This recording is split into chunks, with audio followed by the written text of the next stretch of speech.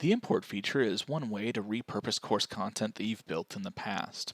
To import content, go to the course that you'd like to import content into, click the gears icon in the top left corner to open the course management panel, and then under Course Settings, select Import.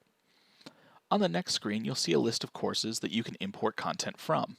The courses that appear here are courses where you are enrolled as a teacher. So if a colleague wants to share content that they've created in one of their courses, they'll have to enroll you as a teacher for you to be able to copy content from that course. It's also possible that you might not see the course that you're looking for. If you're enrolled in more than 10, you'll likely have to search. I suggest searching by either course ID or a very generic search based around the name of the course.